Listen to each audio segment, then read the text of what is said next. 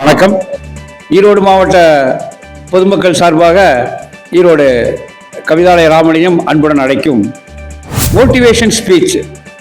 மேற்கு மண்டல ஐஜியாக பணியாற்றிய வணக்கத்திற்குரிய ஐஜியா போலீஸ் கே பெரியய்யா ஐபிஎஸ் அவர்கள் ஐபிஎஸ் மட்டுமல்லாமல் முனைவர் பட்டமும் பெற்று ஈரோடு மாநகருக்கு அடுத்த மாதம் 23ஆம் தேதி ஞாயிற்றுக்கிழமையன்று நமது பழைய கிருஷ்ணா தியேட்டர் வளாகம் கிருஷ்ணா மகாலிலே மோட்டிவேஷன் ஸ்பீச் கொடுக்க வருகை தருகிறார்.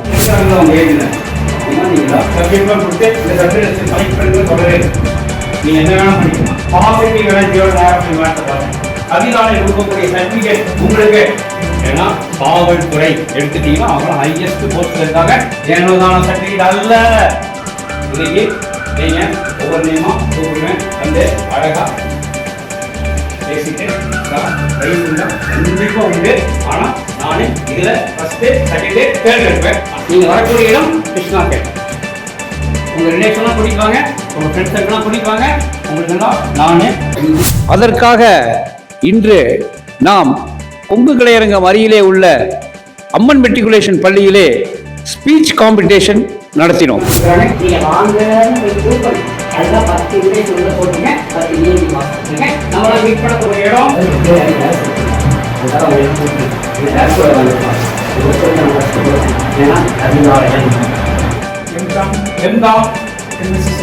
MSc Psychology, MBA, MA English, MPhil. அடுத்தது மேரேஜ் சைடு போகிறோம். நான் உங்களுக்கு இவருடைய பொண்ணு வந்து பரதநாட்டியத்தில் இங்கேயே முடிச்சுட்டு இப்போ வந்து பிஇ பண்ணுறாங்க. பிஇ இது வந்து +2 வரைக்கும் ஃபர்ஸ்ட் இயர் வரைக்கும் பரதநாட்டியம் AEPS கற்றுக்கிட்டாங்க.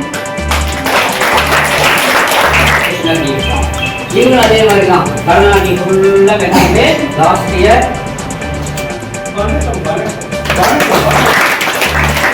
தேமகள் கல்வி நிலையம் +2 முடிச்சுட்டு இப்போ நம்ம ஈரோடு தனஞ்சயன் அவர்களை அந்த ஸ்பீச் காம்படிஷனிலே விபிசிஆர் செங்குந்தர் மெட்ரிகுலேஷன் பள்ளி மாணவிகள் ஒரு 25 மாணவிகள் கலந்து கொண்டு அவர்களுக்கு தேர்ந்தெடுத்த சப்ஜெக்டுகளை அவர்களே பேசினார்கள். நாங்கள் எந்த விதமான சப்ஜெக்டுகள் கொடுத்து டாபிக் கொடுத்து இதுதான் பேச வேண்டும் என்று நாங்கள் சொல்லவில்லை. அவர்களுடைய இஷ்டத்துக்கு நாங்கள் ஃப்ரீடமாக செய்து விட்டோம். பண்ணிட்டே இருக்கேன். அடுத்தது வந்து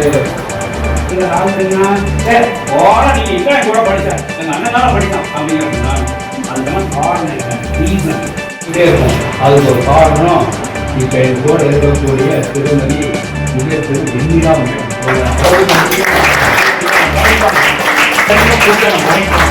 ஈஸியா அவங்க கூட மெர்ஜ் ஆயிடுவாங்க. ஏன்னா இவங்க வந்து MA இங்கிலீஷ் FHB மாமரத்து பாடல் ஈரோடு இந்து கல்வி நிலையம். நல்லா பண்ணுங்க. உங்களுடைய இந்த காம்படிஷன் வந்துட்டு எதை பொறுத்தவரைக்கும் உங்களோட டாபிக் நீங்களே சூஸ் பண்ணிக்கீங்க. கண்டென்ட் நீங்க எடுத்துக்கிற கண்டென்ட்டுக்கு ஒரு 5 மார்க்ஸ் இருக்கு.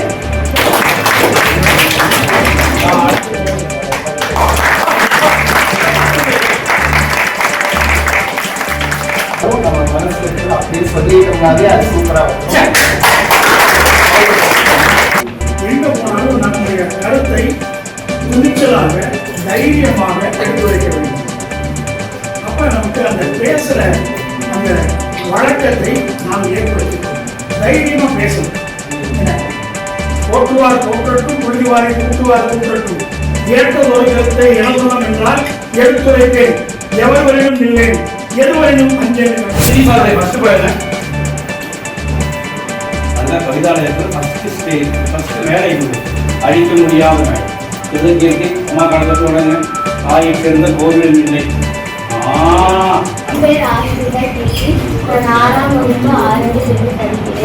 ஐயா அப்துல் கலாம் அவர்கள் 1931ஆம் ஆண்டு 15ஆம் தேதி அக்டோபர் ராமேஸ்வரம் என்னும் ஊரில் டாக்டர் ஏபிஜே அப்துல் கலாம் பிறந்தார். இவரது தந்தை பெயர் ஜெயினுல் அப்தீன். இவரது தந்தை பணி படகுரிமையாளர். இப்பொழுது நான் எடுத்துக்கொண்ட தலைப்பு மரம். மரங்கள் நமது பூமிக்கு கிடைத்த மிகப்பெரிய இயற்கை வளமாகும். அவை மனித குலத்திற்கு பல வழிகளில் உதவுகிறது. பிராணவாயு, நாம் உயிர் வாழ சுவாசிப்பதற்கு ஆக்சிஜன் தேவைப்படுகிறது. மரங்கள் பகல் நேரத்தில் கரியமில வாயுவை உட்கொண்டு நாம் சுவாசிக்கும் தேர்வு செய்ய தலைப்பு இந்திய ராணுவம். என்ன எழுதிக்க இன்சியோட போடுங்க. ஸ்டார்ட் பண்ணலாம். சுதந்திரம் அடைந்ததற்கு பிறகு உருவான இந்திய ராணுவம் பிரிட்டிஷாரின் ஆட்சியின் போது, குறிப்பாக 1776 கிழக்கிந்திய கம்பெனியால் உருவாக்கப்பட்ட ராணுவ மரபை தம் வேர்களாக கொண்டுள்ளது. நம் ராணுவம் உலகிலேயே தலை சிறந்த ராணுவ படைகளில் ஒன்றாகும். Kamaraj was born on 15 July 1903 in Gujarat. He was born into a simple family, but he worked hard and became a great leader. He took part in Sudhir freedom struggle, worked hard for our country independence. In 1954, he became the president of Madras State. Later in 1964, he became the chief minister of India's National Congress. As the chief minister of Kamaraj wanted every child to go to school. Thank you. சுதந்திர போராட்ட வீரர்கள். நான் இன்று பேச எடுத்துக்கொண்ட தலைப்போ இந்திய சுதந்திர போராட்ட வீரர்கள். வந்தே மாதரம் இந்த ஒளிதான் ஒரு காலத்தில் ஒவ்வொரு இந்தியரின் இதய துடிப்பாக இருந்தது.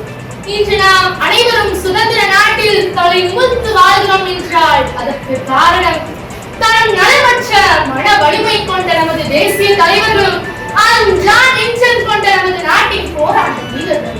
மகாத்மா காந்தி, மகாகவி பாரதியார், சர்தார் வல்லபாய் பட்டேல், பால கங்காதர திலகர், நேதாஜி சுபாஷ் சந்திர போஸ், மருது பாண்டியர், வீரபாண்டிய கட்டபொம்மன், தீர சின்னமலை, வேலுநாச்சியார் போன்ற இன்னும் பல சுதந்திர போராட்ட வீரர்கள் நம் நாட்டில் உள்ளனர், இருக்கின்றனர், இறந்துவிட்டார். தீரன் சின்னமலை அவர்களை பற்றி சில வார்த்தைகள் பேச வந்துள்ளேன். தனது தனித்தன்மையாலும் திறமையாலும் தனது சொந்த ஊரான மேலப்பாளையம் தாண்டி அவரது பெயர் பரவத் தொடங்கியது. ஈரோடு, காங்கேயம், சென்னிமலை, சங்ககிரி போன்ற கொங்கு மண்டலத்தில் ஒலிக்க தொடங்கிய அந்த வீரனின் குரல் ஒரு கட்டத்தில் இந்தியாவையே ஆண்டு வந்த ஆங்கிலேயர்களை அதிர்ச்சி செய்தது. அந்த விடுதலை போராட்ட வீரனின் பெயர் தான் தீரன் சின்னமலை. தீர்த்தகிரி என்ற இவரின் இயற்பெயர் தீரன் சின்னமலை என்று மாற்றம் அடைந்ததற்கு சில வரலாறுகள் கூறப்படுகின்றன.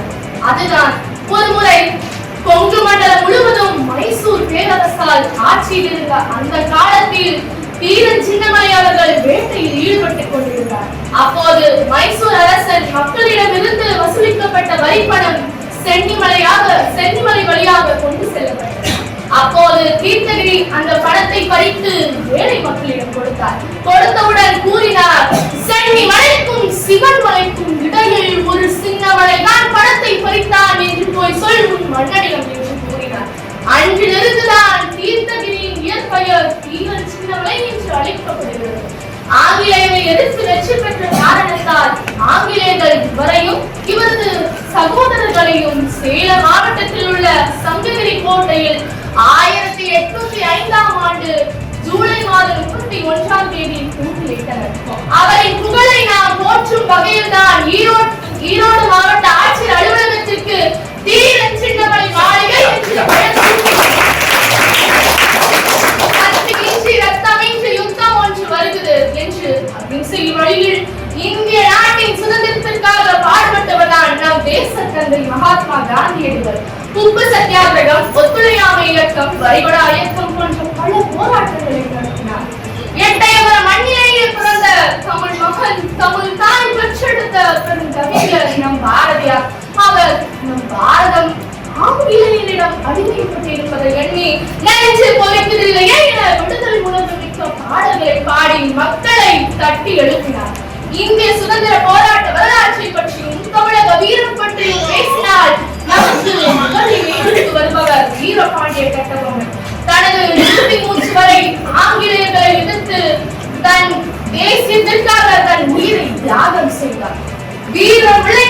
மண்ணில் அந்நியரை எதிர்த்த முதல் பெண்ணே வீரமங்கை. ஆங்கிலேயரை எதிர்த்து ஆயுதம் ஏந்திய முதல் பெண் பேரரசி வீரமங்கை வேலு நாச்சியார் ஆவார். எனவே இந்த நன்னாளில் நான் ஒரு உறுதிமொழியை ஏற்றுக் கொள்கிறேன். பெற்ற சுதந்திரத்தை பேணி காப்பேன், பெற்ற சுதந்திரத்தை பேணி காப்பேன். கோடுகள காடுகளில் ஓடி விளையாடுகின்ற பீடுமிகு மாநிலமும் பாடதிசை ஜோடி புயல் தாழ்வோடு காலமுது ஞானமொழி புள்ளினமும் பட்டுக்குடி கொற்றக்குடை சுற்றுச்சுடர் வெற்றுத்திருச்சுட மானம் காட்ட புறப்படுகிற மரவசேனின் மானம் காட்ட புறப்படுகிற மரவசேனின் இங்குற்றான் என் தமிழர். இங்கு வந்த இந்திரனை எதிர்ப்பதற்கு துணிவை ஏற்றி சிங்குத்து தூணை போல் நிற்கின்றானா அல்லது அங்கத்தில் துணிப்பன்று விளக்கின்றானா? ஐயோ பாவம், அவனுக்கு சங்கத்தில் பாட்டெழுதி அரங்கேற்றுங்கள் என்று தமிழ் மொழியை கூற்றுவோம். நன்றி, வணக்கம். காமராஜர் 1903ஆம் ஆண்டு ஜூலை 15ஆம் தேதி விருதுநகரில் பிறந்தார். 1954 முதல் 1966 வரை தமிழ்நாட்டின் முன்னாள் முதலமைச்சராக இருக்கிறார். இவருடைய பெற்றோர் பெயர் குமாரசாமி மற்றும் சிவகாமி அம்மையார் ஆவார்.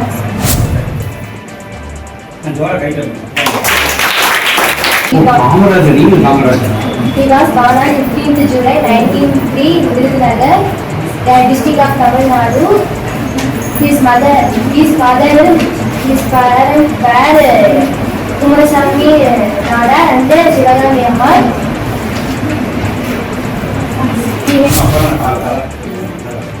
கூறியிருக்கும் நல்லுள்ளங்களுக்கு நான் பேசும் முதல் மேடைக்கு என் முத்தான முதல் வணக்கம். இங்கு உலகில் பிறக்கும் குழந்தைகள் களிமண்ணாக இருக்கிறார்கள். ஆனா ஒரு அழகான சிலையாக சிற்பிகள் மாற்றுவது ஆசிரியர்கள். பெற்றோர் நம்மை பெற்றெடுக்கிறார். ஆனா ஒரு நல்ல மனிதனாக உருவாகிறது ஆசிரியர்கள். நண்பர்களே, நாம் ஆசிரியரை பற்றி நான் பேசும்போது என் கண் முன்னே வருவது அவர்களின் தேய்ந்து போன கைதான். பல மணி நேரம் கருப்பலகையில் எழுதி அந்த சாக்கின் தூள் அவர்களின் கைகள் படிந்து அவர்களின் வெள்ளை நிறமே அவர்களின் அடையாளம் ஆகும். நிகழ்ந்த பெருந்தலைவர், படிக்காத மேதை, கல்வி கண்டிருந்தவர்.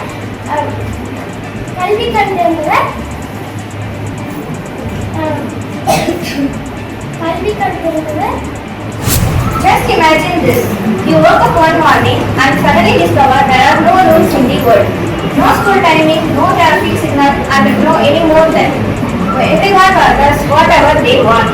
At first, it may sound like a freedom, but within a few hours, the road became dangerous and schools stopped functioning and the society began to collapse. Why? Because the discipline is the invisible force that keeps the world running. பரதநாட்டியனாவே படிவு படிவு படிவுதான் குருகுருமா சொல்றீங்க. குருகுருமா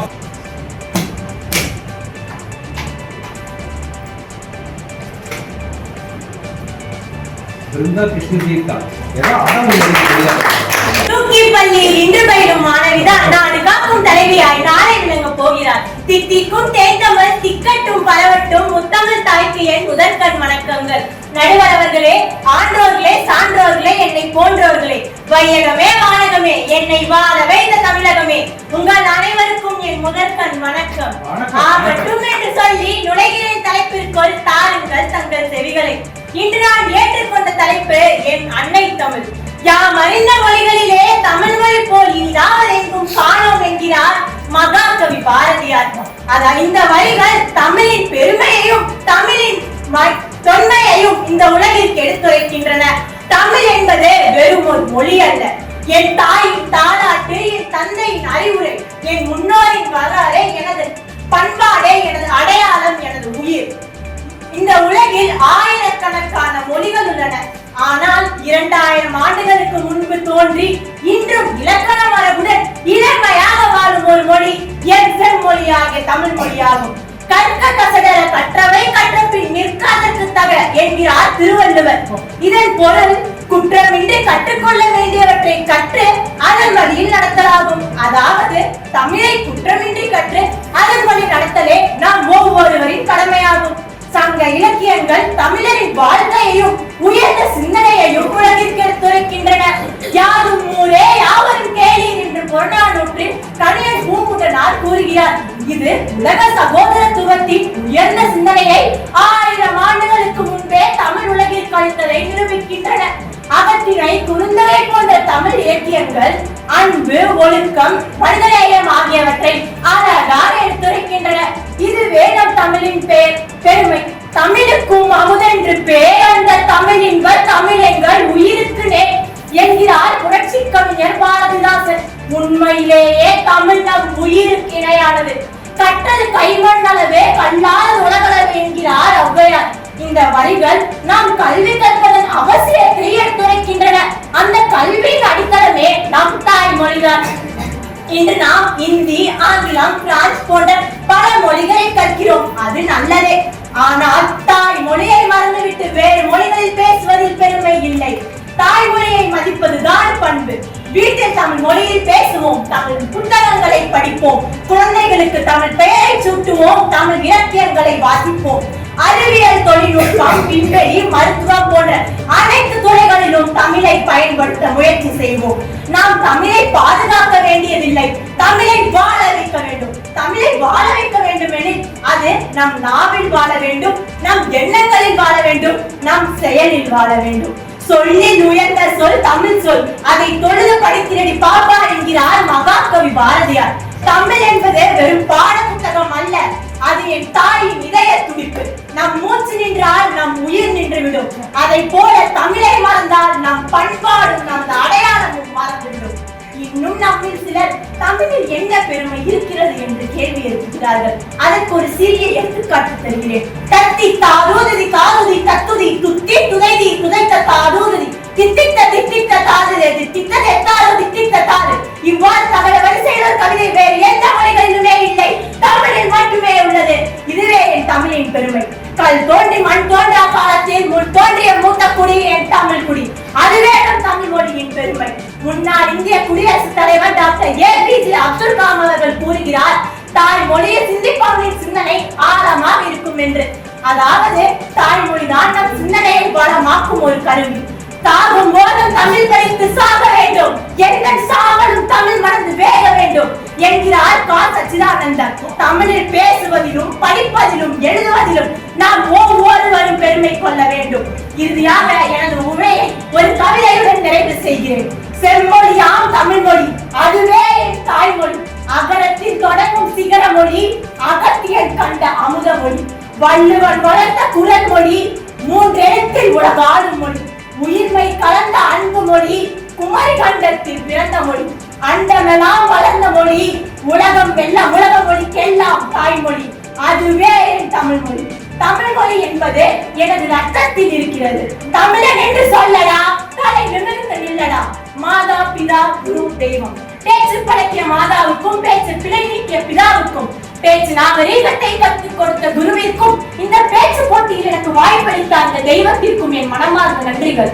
காலமோ சுருக்கம், கருத்தோ பெருக்கம், இனியும் நான் பேசினால் ஏற்படும் சுணக்கம். பேசி முடிக்கிறேன். நன்றி, வணக்கம். நமக்கு வந்து என்னன்னா கலையும் வேணும், கல்வி வேணும்.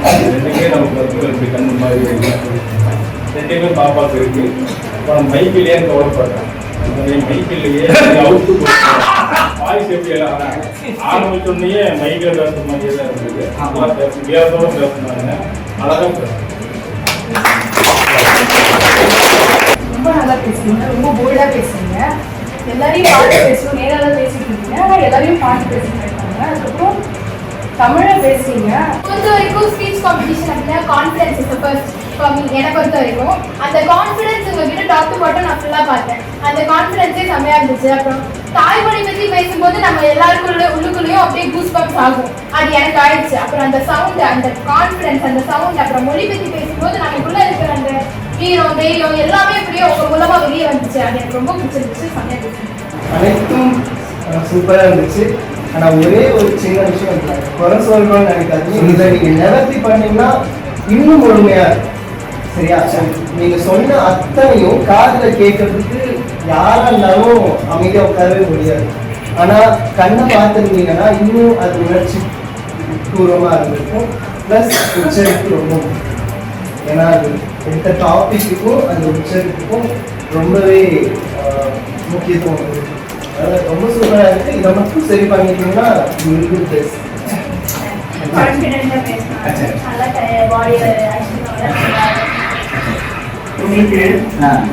நாம 200% பாராட்டுறோம். முதல்ல நாட்டியம் ஆடினாங்க. நாட்டியம் ஆடி முடிச்சாலே களைச்சு போயிடுவாங்க. என்ன அந்த உடல் அசைவு இதெல்லாம் முடிச்சுட்டு உடனே கொஞ்சம் தண்ணி குடிச்சுட்டு இமீடியட்டா பேசுறதுங்கிறது அவ்வளவு எளிதல்ல. ஆமா,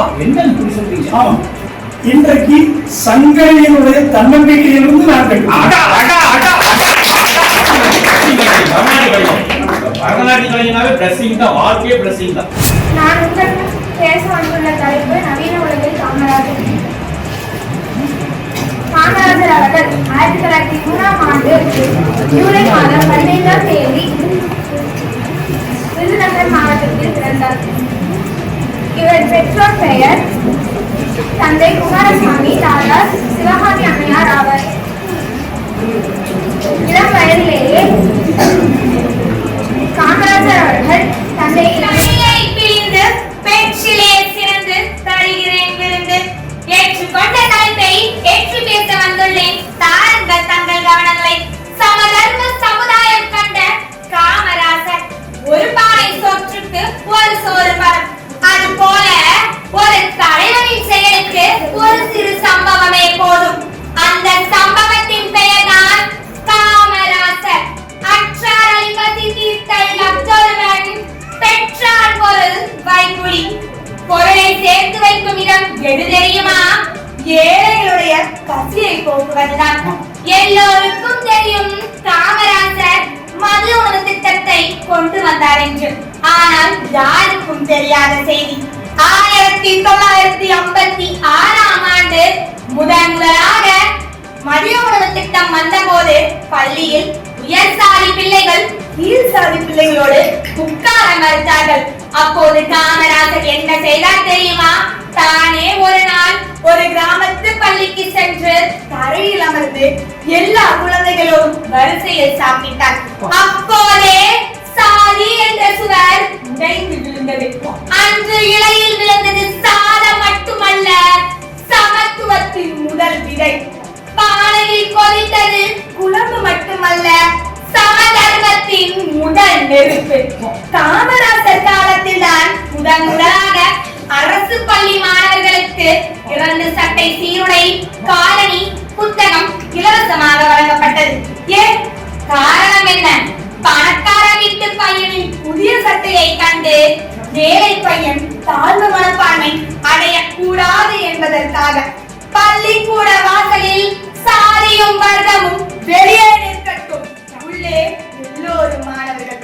இது காமராஜரால் எழுதப்படாத சட்டம். இது மட்டுமல்ல, சமதர்ம சமுதாயத்திற்காக காமராஜர் 5 முக்கியமான சட்டத்தை இயற்றியுள்ளார். என்னவென்று தெரியுமா? இலவச கட்டாய கல்வி சட்டம், நில உச்சவரம்பு சட்டம், ஆலய நுழைவு அனுமதி சட்டம், மதிய உணவு திட்டம், இலவச புத்தகம், சீருடை, காலணி வழங்கும் திட்டம் போன்றவையாகும். 1963ஆம் ஆண்டு நேரு ஐயா ஒரு யோசனை சொன்னார். மூத்த அமைச்சர்களே, பதவியை விட்டு கட்சியை வளருங்கள் என்று. பலரும் மறுத்தார்கள். காமராஜர் முதலாளாக ராஜினாமா கடிதத்தை கொடுத்தார். ஏன்? அவர் சொன்ன ஒரே வார்த்தை, நான் பதவிக்காக வாழவில்லை, மக்களுக்காக வாழ்கிறேன். இதுதான் உண்மையான சமதர்மம். இங்கே நான் ஒரு திருக்குறளை கூற விரும்புகிறேன். கற்க கசடர கற்பவை கற்ற பின் நிற்க அதற்கு. காமராஜரின் குரலை செயலில் காட்டினார். படிக்க வசதி இல்லாத கடைசி வரிசை குழந்தைகளுக்கு கூட பள்ளிக்கூட கதவை திறந்தார். அன்று அவர் திறந்த பள்ளியில் படித்தவர்கள் தான் இன்று ஆசிரியராக, மருத்துவராக, விஞ்ஞானியாக இருக்கிறார்கள். இதுதான் உண்மையான சமதர்மம். வாய்ப்பு எல்லோருக்கும் சமம். காமராசர் முதல்வராக இருந்தபோது அரசு மாளிகை கொடுத்தார்கள். வேண்டாம் என்று சொன்னார். வாடகை வீட்டில் சொந்த கட்டிலில் சொந்த செருப்போடு வாழ்ந்தார். இறுதியாக அவர் இறந்த போது அவர் வங்கி கணக்கில் இருந்தது வெறும் 130 ரூபாய். 9 ஆண்டு முதல்வர் ஒரு வீடு கூட கிடையாது. கிரீடம் வேண்டாம் என்றார், குடிசை போதும் என்றார். சொத்து சேர்க்கவில்லை, சரித்திரம் சேர்த்தார் என் கர்ம வீரர் காமராசர். இன்று நாம் சமதர்மம் பேசுகின்றோம், ஆனால் அதை அவர் அன்றே வாழ்ந்து காட்டினார். சமதர்மம் என்பது வெறும் பணத்தை பங்கு போடுவதல்ல, மரியாதையை பங்கு போடுவது, வாய்ப்பை பங்கு போடுவது, கல்வியை பங்கு போடுவது. இன்று அவர் இல்லாவிட்டாலும் அவர் விட்டு சென்ற கேள்விகள் இன்னும் இருக்கின்றது. உன்னோடு உட்கார்ந்து சாப்பிட நீ யாரை அனுமதிக்கிறாய்? உன்னோடு உட்கார்ந்து சாப்பிட நீ யாரை அனுமதிக்கிறாய்? இந்த கேள்விக்கு பதில் சொல்லும் ஒவ்வொருவருக்குள்ளும் நமது காமராசர் பிறப்பார். வரலாற்றில் அவர் பெயர் இல்லை, வரலாறு அவர் பெயரால் எழுதப்பட்டிருக்கிறது. தமக்காக வாழாதவர் நமக்காக வாழ்ந்தார். செத்தும் கூட சாகவில்லை, ஒவ்வொரு பள்ளி மனிதனும் வாழ்கின்றார். அந்த மாமேதையின் வழியில் நடப்போம், கல்வி ஒளியை எங்கும் பரப்புவோம். காமராசர் புகழ் என்றும் ஓங்கட்டும், தமிழும் தமிழரும் என்றும் வாழ்க. பேச்சு முடிந்தது, பணி தொடரட்டும். தமிழை வழங்கி விடைபெறுகிறேன். நன்றி, வணக்கம். இவர் கோணம் பிடிச்சு போறாரு. கோணம் முழுவதும் தமிழ் ஜோதியை ஏற்றுக்கொண்டார்.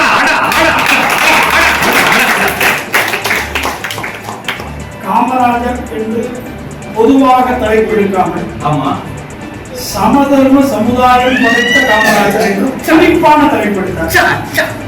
துடிப்பான தலைப்பு. அந்த தலைப்பு சார்ந்துதான் பேசினார். சமதர்மம்னா என்ன, அவர் எப்படி அதை உருவாக்கினார், அதற்காக என்னென்ன திட்டங்கள் தீட்டினார்ங்கிறத ரொம்ப தெளிவாகவும் தன்னம்பிக்கையோடும் எழுச்சியோடும் இன்னும் சொல்ல போனா முதிர்ச்சியோடும் என்ன வேலை யூஸ் பண்றாங்க ரொம்ப அழகா சொன்னார்.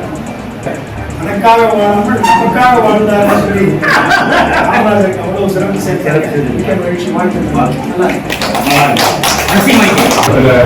விஜய் தங்கச்சி பேர் தான்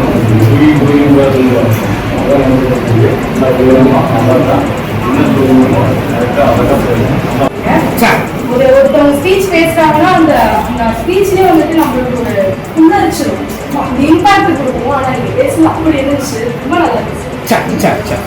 பேசின விதத்தை நான் இன்னொரு விஷயத்தோட கம்பேர் பண்ண விரும்புகிறேன். வில்வித்தையில வந்து அந்த ரவுண்ட் ரவுண்டா போட்டு குறி வச்சு அடிச்சிட்டு இருப்பாங்க. அது நடுவில் இருக்க ரவுண்ட் புல்ஸ் ஐன்னு சொல்லுவாங்க. என்ன பேர்? புல்ஸ் ஐ. புல்ஸ் ஐ. ஓகே. அதுல நம்ம அம்பு போய் படணும் அப்படின்னா நமக்கு வந்து நிறைய குவாலிட்டிஸ் தேவைப்படும். அதுல ஒரு குறி கரெக்டா இருக்கணும். அத்தனை குவாலிட்டிஸும் உங்ககிட்ட இருக்கு. அப்பவே எனக்கு ஒரு எக்ஸ்பெக்டேஷன். நம்ம ஸ்பீச் போறதுக்கு முன்னாடி தொண்டை கரெக்டா இருக்கும். அதுக்கு என்னோட டீச்சர்ஸ் என்ன சொல்லியிருக்காங்க, நம்ம தண்ணி குடிச்சிட்டு போகணும், அப்பதான் நம்ம தொண்டை கரெக்டா இருக்கும், கான்ஃபிடென்ட்டா நல்லா தெளிவா பேச முடியும். நீங்க தண்ணி குடிக்கும் போது எனக்கு ஒரு எக்ஸ்பெக்டேஷன்ஸ் இருந்தது, அப்ப நல்லா சொல்லுவா போல. அந்த எக்ஸ்பெக்டேஷன்ஸை பிரேக் பண்ணாம இன்னுமே அந்த எக்ஸ்பெக்டேஷனை விட ஹையரா நீங்க நல்லா சொன்னீங்க. எனக்கு ரொம்ப பிடிச்சிருக்கு. அக்கா சொன்ன மாதிரி புல்லரிச்சிச்சு. நீங்க எல்லாம் மாதிரி கூஸ் பம்ப்ஸ் ஆக ஆரம்பிச்சிச்சு. செம்மையா பேசுறீங்க, கான்ஃபிடன்ஸும் டாப் லெவல்ல இருந்துச்சு. உங்களோட பாடி லாங்குவேஜ் ஆகட்டும் எல்லாம் ஆகட்டும். சொன்ன மாதிரி அந்த புல்சை அந்த ஒரு எய்ம் இருக்கு உங்களுக்கு. அந்த எய்மை தாண்டி நீங்க இன்னும் என்ன சொல்ற உயர்வடையலாம் அப்படின்னு சொல்லுங்க. அப்புறம் சார் சொன்ன மாதிரி அந்த டாபிக்னா அந்த டாபிக்லயே பேசுறீங்க, வேற டாபிக் வேற உங்க என்ன சொல்றது மாறவே இல்லை. ஒரு ஸ்டாண்ட் இருக்கும், அந்த ஸ்டாண்ட்லயே நீங்க பேசுறீங்க. எனக்கு ரொம்ப பிடிச்சது. சமயம் இளைஞர்களின் எதிர்காலம், சவால்கள், தீர்வுகள். மதிப்புக்குரிய நண்பர் அவர்களே, ஆசிரியர் பெருமக்களே, நண்புக்குரிய நண்பர்கள் அனைவருக்கும் எனது இனிய வணக்கம். இன்றைய இளைஞர்களே, நாளை இந்தியாவின் தூண்கள் என்ற பொன்மொழியுடன் எனது உரையை தொடங்குகிறேன். என் திருவள்ளுவர் கூறினார், என் துணிந்த கர்மம் துணிந்த பின் என்னவும் என்பது இழுக்கும். எந்த செயலை செய்தாலும் நாளும் சிந்தித்து செயல்பட வேண்டும் என்பதுதான் இதன் பொருள். அதே போல் ஒரு பழமொழி, இளமைக்கல் முதுமையின் மண். இளமையில் கற்ற ஒரு கல்வியும் வளர்த்த ஒழுக்கமும் எதிர்காலத்தில் வாழ்க்கையை உருவாக்கும். இன்று உலகம் வேகமாக வளர்ந்து வருகிறது. அறிவியல் வளர்ச்சி, தொழில்நுட்ப வளர்ச்சி, சமூக முன்னேற்றம் என்று இந்த உலகம் வேகமாக வளர்ந்து வருகிறது. பேசியவர்கள் எத்தனை பேர்? காலை எழுந்தவுடன் கைபேசியை பார்த்தவர்கள் எத்தனை பேர்? இதுவே இன்றைய குடும்ப உறவுகளின் நிலையை சொல்லும் கருத்தாகும். ஒரு குடும்பத்தில் சிறிது சத்தம் அதிகமாக இருந்தது. ஆனால் இன்றோ செல்போனின் அறிவிப்பு ஒலியே அதிகமாக இருக்கிறது. ஒரு குடும்பத்தில் ஒரு வீடு என்பது பெரிதாக இருப்பது அல்ல, ஒரு குடும்பத்தில் உறவுகள் ஆழமாக இருப்பதே ஆகும். திருவள்ளுவர் கூறுகிறார், அன்பிலார் எல்லாம் தவக்குரியார், அன்புடையர் என்பும் உரிய பிறருக்கு. உறவுகள் அழகாக இருந்தால் வாழ்க்கையும் அழகாக இருக்கும். நம் குடும்பத்துடன் ஒன்றாக அமர்ந்து உணவருந்த வேண்டும். ஒன்றாக அமர்ந்து அனைவரும் சிறிது நிமிடம் பேச வேண்டும். பெற்றோர், தாத்தா, பாட்டி அவர்களை மதிக்க வேண்டும். உறவுகளை நேசிப்போம், பெற்றோரை மதிப்போம், அன்பால் உலகை வைப்போம். நன்றி.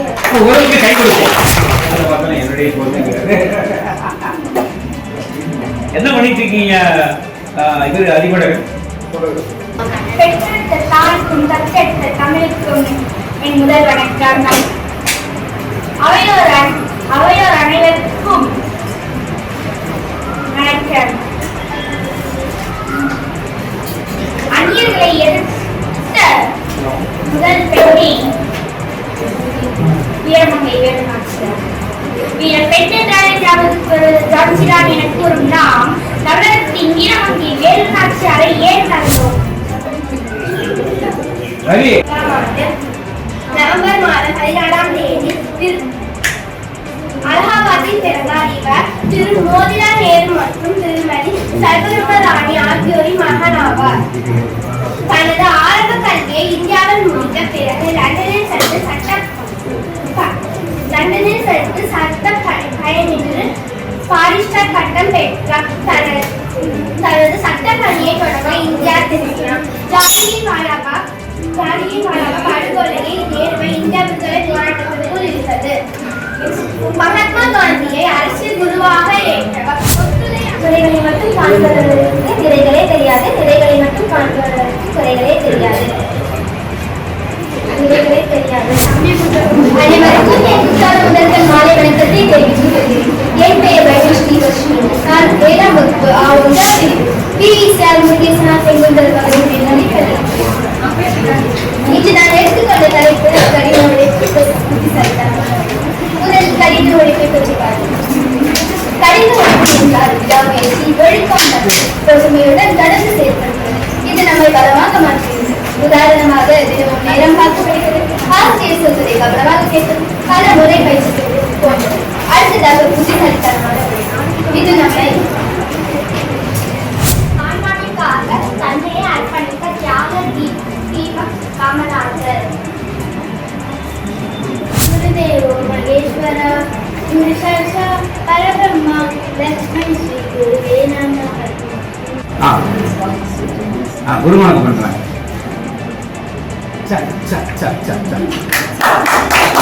குருமானம் பண்றாங்க. அவங்க விஷயங்கள் பாக்குறாங்கன்னா ஸ்டார்ட் பண்ணுங்க.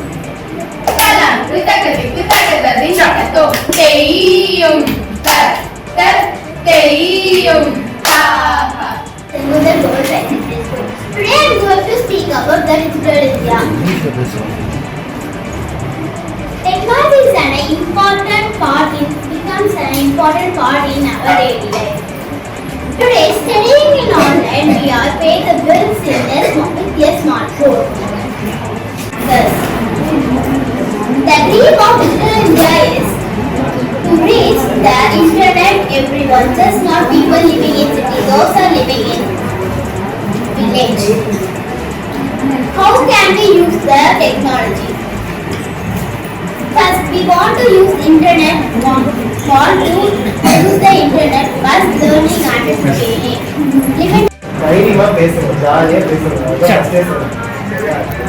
எதுவும் மறந்து போனா தப்பெல்லாம் கிடையாது. தைரியமா பேசணும். talk about our கர்நாடக கல்வி தந்தை மீது Kamarajar. Kamaraj was prominent Indian freedom fighter and politician. He was born on 15 July and 1950 Virudhunagar in Tamil Nadu. He played his father's name is Kumaraswamy Nara and mother name was Shivagami Ammal. He played an important role in India's struggle for independence. He introduced the Midday scheme to promote education among poor children.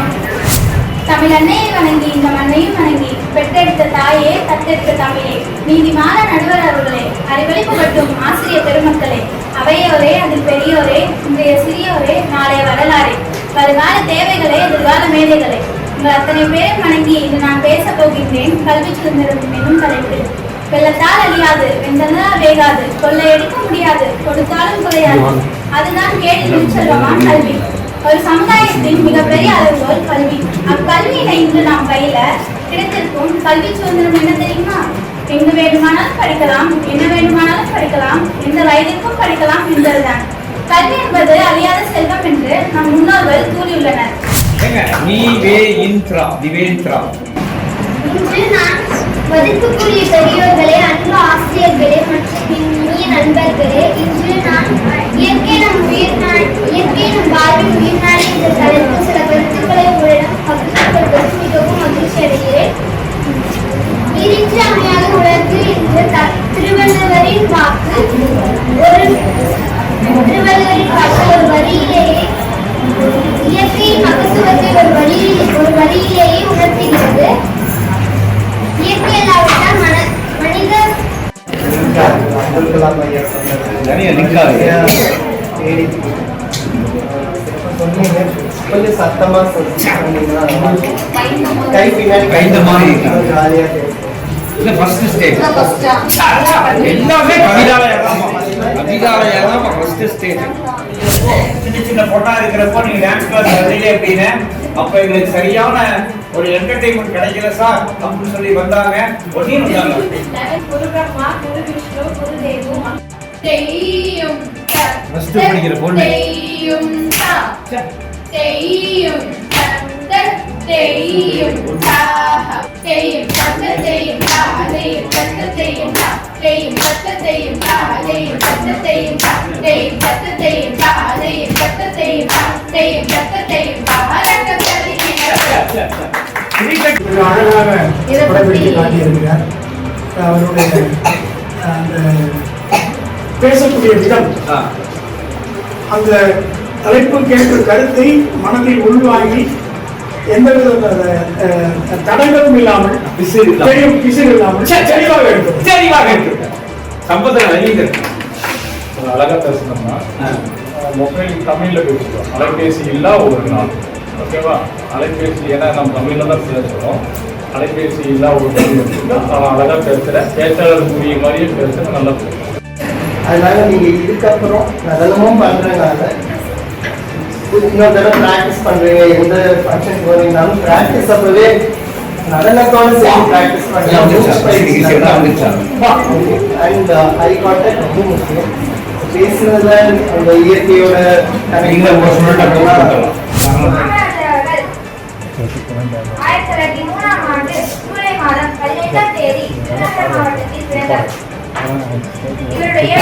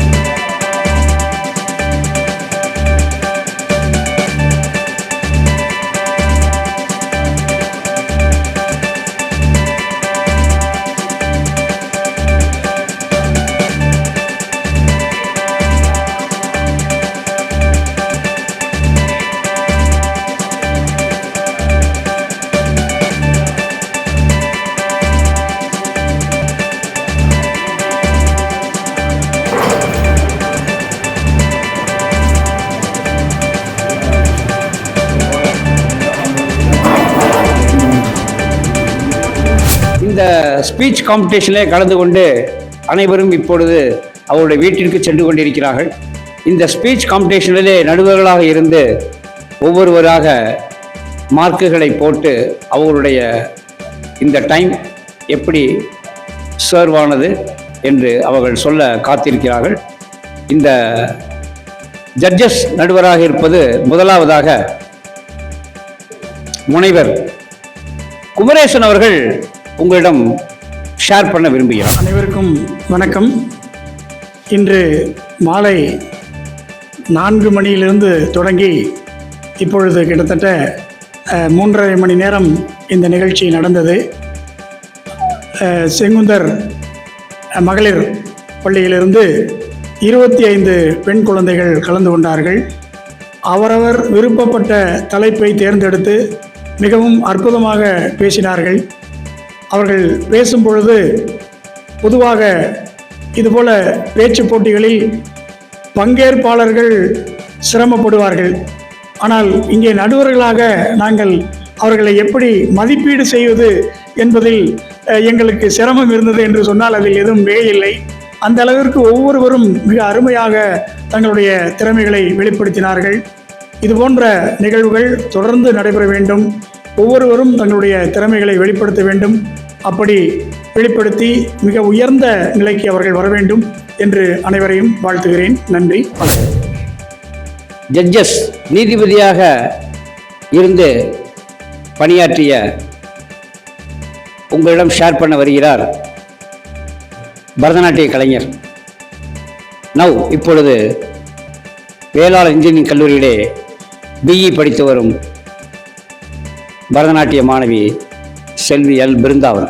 4 o'clockல இருந்து இவ்வளோ நேரம் 3 hours வந்துட்டு ஸ்டூடெண்ட்ஸ்லாம் நிறைய பேர் வந்து பேசியிருந்தாங்க. செங்குந்தர் ஸ்கூல்லேருந்து girls தான் வந்திருந்தாங்க. அது மட்டும் இல்லாமல் நான் வரமாட்டேன் அப்படின்னு சொல்லியிருந்தேன். பட் நான் வராமல் இருந்திருந்தால் இங்கே எவ்வளோ மிஸ் பண்ணியிருப்பேன்னு எனக்கு இப்போ தான் தெரிஞ்சுது. ஒவ்வொரு ஸ்டூடெண்ட்ஸும் அவ்வளோ நாலேஜ்டாக, அவ்வளோ போல்டாக, அவ்வளோ தைரியமாக பேசினாங்க. அவங்களோட தமிழ் உச்சரிப்பாக இருந்தாலும் சரி, அவங்க பேசின விதமாக இருக்கட்டும், கான்ஃபிடென்ஸாக இருக்கட்டும், அதுலேருந்து நான் நிறையா கற்றுக்கிட்டேன். ஏன்னா நான் காலேஜ் படிக்கிறதுனால நான் தனியாக ப்ரெசன்டேஷன் பண்ணுறது அந்த மாதிரிலாம் நிறைய விஷயம் எனக்கு இருக்குது. இங்கே வந்து இந்த சின்ன பிள்ளைங்களை பார்த்ததுக்கப்புறமேட்டு எனக்கு இன்னும் ரொம்ப கான்ஃபிடென்ஸ் அதிகமாகிடுச்சு. நம்மளும் இந்த மாதிரி தான் இருக்கணும் அப்படின்ற மாதிரிலாம் யோசிச்சுட்டு இருந்தேன். அதே மாதிரி ஒவ்வொரு பிள்ளைங்களுக்கும் மார்க் போடுறது ரொம்பவே கஷ்டமாக இருந்துச்சு. எல்லா குழந்தைங்களும் வந்துட்டு ரொம்ப நல்லா பேசினாங்க, ரொம்ப தைரியமாக பேசினாங்க. சம்பத் நகர் சமூக ஆர்வலர் திரு ரவீந்திரன் அவர்கள் நம்மளிடம் ஷேர் பண்ணுகிறார். அனைவருக்கும் வணக்கம். மிக சிறப்பாக ஒரு அற்புதமான கலைநயத்துடன் கூடிய பேச்சு போட்டியில் விவிசிஆர் மகளிர் மேல்நிலைப் பள்ளியிலிருந்து 25க்கும் மேற்பட்ட குழந்தைகள் பல்வேறு தலைப்புகளில் அவரவர்களுக்கு விரும்பிய தலைப்புகளில் மிக அற்புதமாக சொல்நயத்துடன், வீரத்துடன், கம்பீரத்துடன், அழகுடன் மிக அற்புதமாக பேசினார்கள். 4 மணியிலிருந்து தொடர்ந்து 8 மணி வரை தற்போதுதான் நிகழ்ச்சி மிக சிறப்பாக நடைபெற்று அனைவருக்கும் கவிதாலயம் ராமலிங்கம் அன்னார் அவர்களின் முன்னிலையில் அன்பு பரிசு வழங்கி கௌரவப்படுத்தினார்கள். தொடர்ந்து பேச்சு போட்டியில் பங்கேற்க அவர்களுக்கு வாய்ப்புகளும் எங்களது ஏழைகளின் இதய கோயில் கவிதாலயம் சார்பாக தொடர்ந்து அவர்களுக்கு குழந்தைகளுக்கு வழங்கப்படும் என்பதை தெரிவித்துக் கொள்கிறோம். நம்ம ஈரோடு மிக சிறப்பாக 24x7 தமிழ் சேனல் மிக அற்புதமாக லைவாக வீடியோ எடுத்துக்கொண்டிருந்தார்கள். அது நேரடி ஒளிபரப்பில் வரும். அதையும் நாங்கள் அனைவரும் கண்டுகளிப்போம் என்பதை இந்த இனிய மாலை இரவு நேரத்தில் தெரிவித்துக் கொண்டு வாய்ப்பளித்த கவிதாலய ராமலிங்கம் அன்னார் அவர்களுக்கும் குழந்தைகளுக்கும் மகிழ்ச்சிகரமான நன்றியை தெரிவித்துக் கொள்கிறேன். நம்மிடம் ஷேர் பண்ண வருகை தெரிகிறால் கவிதாலயம் மியூசிக் ஸ்கூலின் பரதநாட்டிய கலைஞரும் கொங்கு ஆர்ட்ஸ் அண்ட் சயின்ஸ் கல்லூரியில் இப்போது 1வது ஆண்டு படித்து வரும் பரதநாட்டிய கலைஞர் செல்வி எம்.கே. கிருஷ்ணதீர்த்தா அவர்கள். எல்லோருக்கும் மாலை வணக்கம். இன்றைய நிகழ்வு வந்துட்டு ஒரு பேச்சு போட்டியாக இருந்தது. விவிசிஆர் ஸ்கூல்ல இருந்து கேர்ள்ஸ் வந்திருந்தாங்க. இந்த இதுக்கு என்னை வந்து ஜட்ஜாக கூப்பிட்ட போது ஃபஸ்ட்டு நான் வேணான்னு தான் சொன்னேன், நான் வரலன்னு தான் சொன்னேன். எனக்கு என்ன சார் எக்ஸ்பீரியன்ஸ் இருக்குன்ற மாதிரி நான் சொன்னேன். பட் சார் வந்துட்டு வந்தே ஆகணும் அப்படின்னு சொல்லி கூப்பிட்டாரு. நான் வந்தேன். எனக்கு இப்போ தோணுது நான் வரலைன்னா மிஸ் பண்ணியிருப்பேன்ற மாதிரி எனக்கு தோணுது. இங்கே ஒவ்வொரு பிள்ளைங்களும் என்ன சொல்கிறது ரொம்ப நல்லா பேசினாங்க. இதில் வந்து தலைப்பு எதுவும் நம்ம பர்டிகுலராக கொடுக்கல, அவங்களாவே தலைப்பு எடுத்திருந்தாங்க. ஒவ்வொருத்தவங்க எடுத்த தலைப்பும் மிக சிறந்ததாக இருந்தது. பேசினதாகட்டும், அவங்க பாடி லாங்குவேஜ் ஆகட்டும், எல்லாமே செம்மையாக இருந்துச்சு. இந்த மாதிரி மேடை இருந்தால் தான் ஸ்டூடெண்ட்ஸ்க்கு வந்துட்டு அவங்க மேடை பயத்தை ஓவர் கம் பண்ண முடியும் அப்படின்னு எனக்கு தோணுது. ஸோ இந்த மேடையை அமைத்து கொடுத்த ராமலிங்கம் சார், கவிதாலயம் ராமலிங்கம் சாருக்கு நன்றி, பிள்ளைங்க சார்பாக ஸ்டூடெண்ட்ஸ் சார்பாக நன்றி சொல்கிறேன். அப்புறம் இந்த மாதிரி ஒரு ஸ்டூடெண்ட்ஸ் கிட்ட எனக்கு என்ன சொல்ல இருக்குன்னா, இந்த மாதிரி ஒரு ஆப்பர்ச்சுனிட்டி வரும்போது யாரும் இல்லை என்னால் முடியாதுன்னு சொல்லிட்டு பின்னாடி போக வேணாம். எந்த ஆப்பர்ச்சுனிட்டி வந்தாலும் அது என்னால் முடியும் அப்படின்னு சொல்லிட்டு நம்ம முன்னாடி வந்து பேசணும். அப்படி பேசினா தான் நமக்கு மேடை பயம் போகும், நம்ம இன்னும் பெருசாக வளர முடியும் அப்படின்னு நான் நம்புகிறேன். அடுத்தபடியாக நம்ம கவிதாலயம் அட்வைசிங் கமிட்டியிலே டைரக்டராக இருந்து வரும் ஈரோடு மாநகர மக்களால் நட்சத்திர வீடு என அழைக்கப்படும் தொழிலதிபர் மாரிஸ் வேணுகோபால் அவர்கள். அனைவருக்கும் வணக்கம். கொங்கு கலையரங்களுக்கு அருகிலுள்ள அம்மன் மெட்ரிகுலேஷன் ஸ்கூலில் இன்று கவிதாலயம் சார்பில் பேச்சு போட்டி நடைபெற்றது.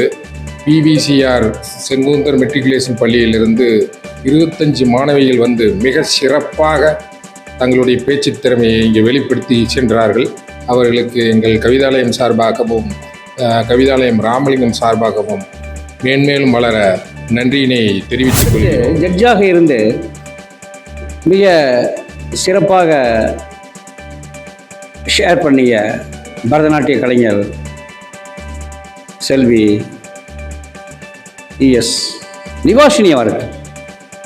எல்லாருக்கும் மாலை வணக்கம். இன்னைக்கு 4 மணிலேருந்து இவ்வளோ நேரம் நடந்த பேச்சு போட்டியில் ஜட்ஜாக இருந்ததுக்கு ரொம்ப நல்லா இருந்தது. அதே நேரம் எல்லா பிள்ளைங்களும் ரொம்ப கான்ஃபிடெண்ட்டாக தைரியமாக பேசினாங்க. அதுக்கு ஃபர்ஸ்ட் ஆஃப் ஆல் எல்லாத்துக்கும் ஆல் த பெஸ்ட். இவ்வளோ தைரியமாக இந்த ஜென்ரேஷனில் பேசினதுக்கு ரொம்ப நல்ல விஷயம். அதே நேரம் எல்லோரும் ரொம்ப அழகாக அவங்க கருத்தை தெளிவாக இந்த அவங்களுக்கு கொடுத்த டாப்பிக்கை கரெக்டாக பேசினாங்க. ரொம்ப நல்லா இருந்தது. விஜய் டிவிக்கெல்லாம் போகிறோம் வரோம், நிறையா டிவி ப்ரோக்ராம்ஸ் எல்லாம் பார்க்குறப்ப பார்த்தீங்கன்னா, இந்த சூப்பர் சிங்கரப்போ பார்த்தீங்கன்னா ஜட்ஜஸ்லாம் உட்காந்துருப்பாங்க. 3 பேர் நல்லா பெரிய பெரிய சேர்ஸ்லாம் நல்லா அழகாக உட்காந்துருப்பாங்க. அவருடைய ஸ்பீச் எல்லாம் பார்த்தீங்கன்னா பந்தவாக இருக்கும். நான் வந்து இன்றைக்கி நம்ம இங்கிலீஷ் HOD மிஸ்டர் மௌடி, ஏன்னா ஈரோட்டில் இந்த மாதிரி ஒரு மக்களை நம்ம பார்க்க முடியாது. என்ன பேசுகிறாரு பார்க்க. எல்லாருக்கும் வணக்கங்க. ஸோ இன்னைக்கு குழந்தைங்க பேசின விதம் அப்படிங்கிறது ரொம்ப பாராட்டத்தக்க ஒரு விஷயம். இதுல எனக்கு இன்னைக்கு ஜட்ஜா மார்க் போட வாய்ப்பு கிடைச்சது பெரிய வாய்ப்பாக நான் பார்க்குறேன். ஏன்னா எனக்கு முதல் வாய்ப்பு கிடைச்சது நான் கல்லூரி படிக்கிறப்போ தான். ஸோ இந்த 6ஆவதுல இருந்து 12ஆவது வரைக்கும் படிக்கிற குழந்தைங்களுக்கு இவ்வளோ சின்ன வயசுலயே ஒரு வாய்ப்பு கிடைக்கிறது அப்படிங்கிறது, அதை அவங்க பயன்படுத்திக்கிறது, அதுக்கான வாய்ப்பை அமைச்சு கொடுக்கறதுங்கிறது, இந்த மாதிரி நிறைய அதிசயங்கள் இன்னைக்கு நான் பார்த்தேன் நேர்ல கண்ணில். அண்ட் ஒரு ஆசிரியரா அவங்க பேசுறப்போ சின்ன சின்ன திருத்தங்கள் சொன்னதும், அவங்க ஆல்ரெடி நிறைய பேசுறாங்க, அதுல நான் சொல்றதுக்கு என்ன இருக்குன்னு யோசிச்சு தேடி தேடி பிடிச்சி சொன்ன அந்த ஒரு அனுபவம் ரொம்ப வியக்கத்தக்கதா இருந்துச்சு எனக்கு. ஸோ இந்த வாய்ப்பை இன்னும் நிறைய குழந்தைங்களுக்கு அமைச்சு கொடுக்க இருக்கிற கவிதாலயம் ராமலிங்க ஐயா அவர்களுக்கு இது நான் நன்றி சொல்றதா இல்லை பாராட்டு சொல்றதா இல்லை தலை வணங்கணும் எல்லாமே பண்ணணும் நான். ஸோ அந்த அளவுக்கு இந்த குழந்தைங்களுக்கான வாய்ப்புகள் கிடைச்சிட்டு இருக்கு. இன்னும் நிறைய குழந்தைகள் இதை பயன்படுத்திக்கணும்னு ஆசைப்படுறேன் நான். நன்றிங்க. உங்களிடமிருந்து விடைபெறும் நேரம் வந்துவிட்டது. நாங்கள் கவிதாலயம் மகளிரணி தலைவி திருமதி உயர் திரு வெண்ணிலா பெரியசாமி அவர்கள் உங்களிடம் கடைசியாக சில விஷயங்களை ஷேர் பண்ணி இன்றைய வார நிகழ்ச்சி முடிக்கிறோம். அனைவருக்கும் வணக்கம். நான் கவிதாலயத்தில் மகளிர் அணி தலைவியாக இருக்கேன். எங்கள் கவிதாலயத்தில் நடக்கிற எல்லா ப்ரோக்ராமையுமே வந்துட்டு இந்த தமிழ்நாட்டிலேயோ இந்தியாவிலேயோ யாராலேயும் நடத்திராத ஒரு டிஃப்ரெண்ட்டான ஒரு ப்ரோக்ராம் தான் இருக்கும். இந்த டைம் ஆகஸ்ட் 23 அன்னைக்கு ஐஜி ஐயா பெரியய்யா அவர்கள் வர இருக்கிறாங்க. அவர் வந்துட்டு உண்மை அறிந்தால் அப்படிங்கிற ஒரு தலைப்பில் ஒரு மிகப்பெரிய மோட்டிவேஷனல் ஸ்பீச் கொடுக்க இருக்கிறார் நம்ம ஈரோடு மாநகர மக்களுக்கு. அதில் வந்துட்டு ஒரு சின்ன ஒரு சேஞ்ச் பண்ணணும் அப்படிங்கிறதுக்காக எங்கள் ராமலிங்கம் ஐயா வந்துட்டு குழந்தைங்களோட அந்த பேச்சு திறமையை வந்துட்டு வெளிப்படுத்தணும் அப்படிங்கிறதுக்காக பேச்சு போட்டி ஆரம்பிக்கலாம் அப்படிங்கிறதுக்காக எங்களுக்குள்ள ஒரு சின்ன டிஸ்கஷன். அதுல முதல் பள்ளியா வந்துட்டு நாங்க VVCR முருகேசனார் அந்த பள்ளியை வந்துட்டு நாங்க தேர்ந்தெடுத்தோம். அங்க தலைமை ஆசிரியரா பணியாற்றி கொண்டிருக்கின்ற திருமதி கவிதா அவங்களை போயிட்டு பார்த்துட்டு அவங்க கிட்ட நாங்க கேட்டுக்கொண்டதன் பேர்ல நாங்க கிட்டத்தட்ட 25 குழந்தைகள் வந்து இன்னைக்கு கலந்துக்கிட்டாங்க. அந்த எல்லா குழந்தைகளுக்குமே வந்துட்டு நாங்க டாபிக் தரவே இல்லை. ஃபர்ஸ்ட் ஆஃப் ஆல் அவங்களாவே அவங்களோட ஓன் டாபிக்கை சூஸ் பண்ணிக்கலாம் அப்படிங்கிற ஒரு ஃப்ரீடம் நாங்கள் கொடுத்துருந்தோம். அவங்க இந்த ஜென்ரேஷன், இந்த அல்ஃபா அண்ட் ஜென்சி ஜென்ரேஷனை பொறுத்த வரைக்கும் அவங்க சூஸ் பண்ற தலைப்பே வந்துட்டு ரொம்ப டிஃப்ரெண்டா நிறைய தலைப்புகள்ல அவங்க வந்துட்டு பேசினாங்க. அவங்க பேசின தலைப்பு எல்லாமே வந்துட்டு நாங்கெல்லாம் படிக்கிறப்போ இல்லை நாங்க எல்லாருமே இருந்தப்போ படிச்சப்போ இருந்ததெல்லாம் எதுவுமே இல்லாத மாதிரி இருந்துச்சு. ரொம்ப புது விதமா ஒரு அனுபவம் இன்னைக்கு எங்களுக்கு எல்லாரும் கிடைச்சது. எங்க கவிதாலயத்துல படிச்சுட்டு இருந்துட்டு இப்போ அவங்களோட ஸ்டடீஸ்க்காக ட்ராப் அவுட் ஆன குழந்தைங்களும் வந்தாங்க, கண்டினியூஷன்ல இருக்கிறவங்களும் வந்திருந்தாங்க. எங்க கிட்ட படிச்சுட்டு எங்களோட பயிற்சி போட்டியிலேயே கலந்துக்கிட்டாங்க அப்படின்னு சொல்றது எங்க மிகப்பெரிய சந்தோஷம். ஏன்னா அவங்க கிட்ட நாங்க எக்ஸ்ட்ரா உரிமை எடுத்துக்கிட்டு அவங்க கிட்ட இருந்த அந்த பரதநாட்டிய திறமைகளையும் எல்லாரும் முன்னாடி வெளிப்படுத்தணும். அது அவங்களுக்கும் பெருமை, எங்க கவிதாலயத்துக்கும் பெருமை அப்படிங்கறதுல எந்த ஒரு சந்தேகமும் இல்லை. எல்லா குழந்தைங்களும் தமிழ்ல பேசினப்போ வந்துட்டு நிறைய பேர் வந்து ப்ரொஃபஷனலா பேசினாங்க. அது ரொம்ப வரவேற்கத்தக்கதா இருந்துச்சு. அவங்களுக்கு வந்து ஒரு மிகப்பெரிய ஒரு பிளாட்ஃபார்மா இருக்கும் நான் நம்புறேன். அது மட்டும் இல்லாம வந்த 25 குழந்தைங்கள்ல இதுதான் இந்த கவிதாலயம் இந்த இன்னைக்கு கொடுத்த இந்த ஸ்டேஜ் தான் வந்துட்டு அவங்களுக்கு முதல் படியாவே இருக்கு அப்படின்னு அவங்க எல்லாருமே சொன்னாங்க. இந்த முதல் படி அவங்களை முன்னேற்றும் படியா இருக்கும் அப்படின்னு சொல்றதுல எந்தவித ஐயமும் இல்லை அப்படின்னு நான் நினைச்சுக்கிறேன். இதுல இந்த 4 மணிலிருந்து நடைபெற்ற இந்த பேச்சு போட்டியில கலந்துகிட்டு எங்க எல்லாத்தையும் வந்துட்டு ஒரு மிகப்பெரிய ஒரு அந்த பேச்சு திறமை எங்ககிட்ட வெளிப்படுத்தின அந்த குழந்தைங்களுக்கு ஜட்ஜஸா வந்திருந்த எங்க Venugopal sir, Kumaresan sir, mister Ravindran sir, அப்புறம் எங்க கவிதாலயத்திலேயே வந்துட்டு பரதநாட்டிய கலைஞர்களாக இருக்கின்ற Krishna Theertha, L Brinda and Nivashini and எங்களோட வெல்விஷர், எங்களோட எல்லா ஃபங்க்ஷனும் இது கூடயே இருக்கக்கூடிய மௌலி சார், அவங்களுக்கு வந்துட்டு நாங்கள் நன்றியை தெரிவிச்சுக்கிறேன். அது கூட எங்களோட நம்ம ஈரோடு தமிழ் நியூஸ் இந்த சேனல் இருந்துட்டு எங்களுக்காக இப்படி ஒரு டெலிகாஸ்ட் கொடுத்ததுக்கு மிஸ்டர் தனஜயம் சாருக்கு ரொம்ப நன்றியை தெரிவிச்சுக்கிறேன். நன்றி, வணக்கம். முதல்ல எங்களோட எல்லா நன்றிகளையும் வணக்கங்களையும் எங்க கவிதாலயம் ராமலிங்கம் ஐயா அவர்களுக்கு தான் நான் முதல்ல தெரிவிச்சுக்கணும்னு நினைக்கிறேன். நன்றி, வணக்கம்.